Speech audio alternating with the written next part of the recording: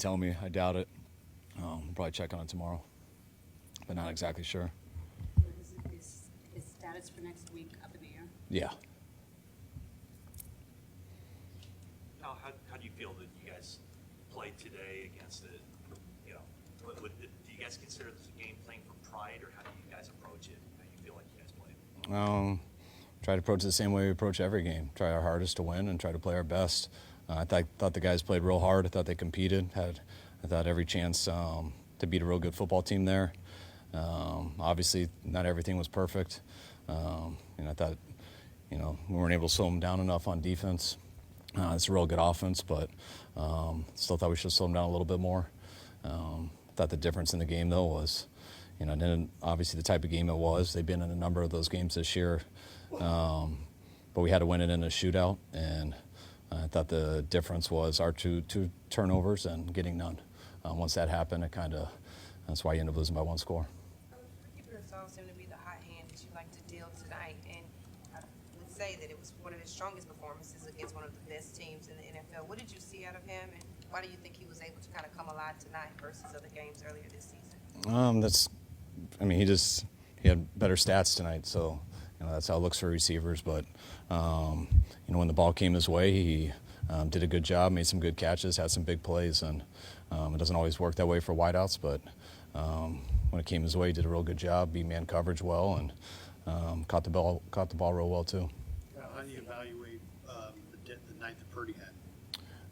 It seemed like he had a real good night. Except for those two picks, they were two tough ones, but it seemed like he was playing at a pretty high level. What did you see on those two picks? Just the ball sailed on him.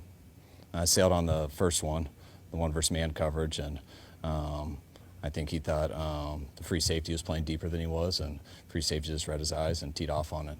It looked like cover 3, but I think he was a Tampa 2 player. You backed up Moody pretty solidly the last few days. You see this? Do you have to start really evaluating that position? We already are. We're evaluating all positions. I was just, early in the week I was saying some of the things that he's gone through this year, which, are facts, just him coming back from that injury and everything. And today wasn't a great day by no means. He missing the 51-yard field goal. The 58-yard field goal, that's, just a gotta-have-it situation. And, I'm not going to be too hard on him for that far of a kick, but I know he's capable of making that. And it looked like he got the distance. I think he just missed it. But obviously that extra point, I don't know how the snap and the hold were. We'll look at that one when we see the tape, but got to make that extra point. At this point, how much of it seems like a mental or confidence thing? I don't know. I don't know about people's mental.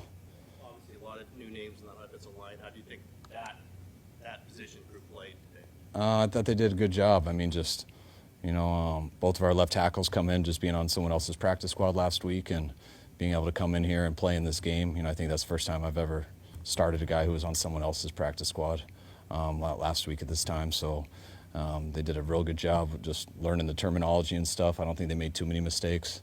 And I just appreciate them battling and putting themselves out there. And, we scored a lot of points, so obviously they were a part of that. You put so much emphasis on taking the ball away with the special ball meetings and everything.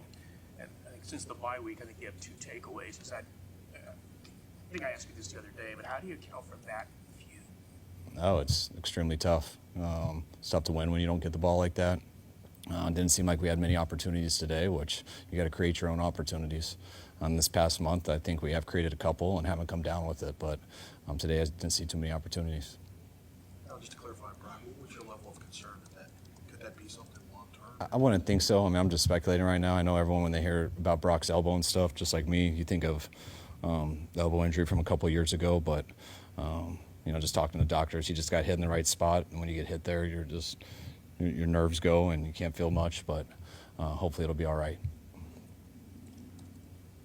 How do you feel about the culture of this team where you had guys flying around and playing, I thought, pretty fast today, even despite the fact this is week 17? I'd be extremely disappointed if they didn't. I don't get how people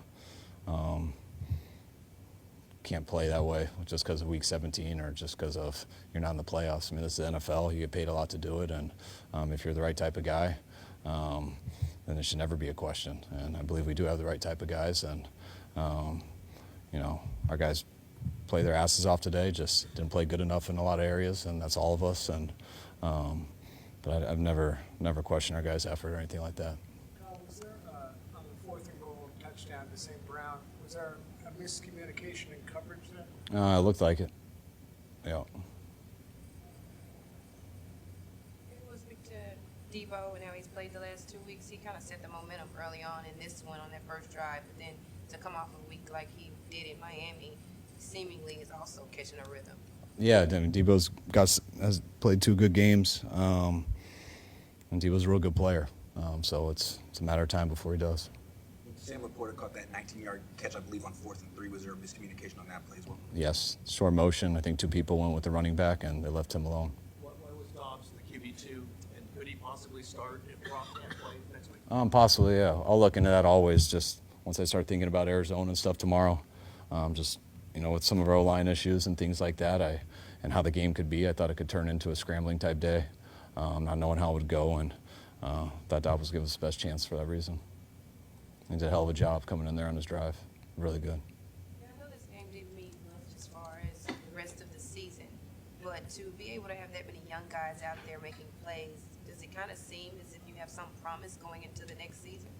I think everything's connected, good or bad. I think it can lead to good things the next year. I mean, we're going through this. By no means are we happy with what we're going through, but I fully expect us to get better for going through this. I mean, even if it could have gone worse today, I expect us to learn a lot here going through this stuff, and I expect it to make us a better team next year. And when the season is over, I can't wait to get started figuring out how to do that. The way Nick Bosa played tonight, what does that mean to you, and what does that mean to this team? Means he is who we think he is. Football's important to Nick. He's gotten healthier here in the last 10 days and stuff, and it was unfortunate how his health struggled during that stretch, and now he's starting to get better health-wise. He's been got out of that Miami game pretty clean, had a good week, and wish we were going to the tournament so we could play longer. All right, guys, thanks.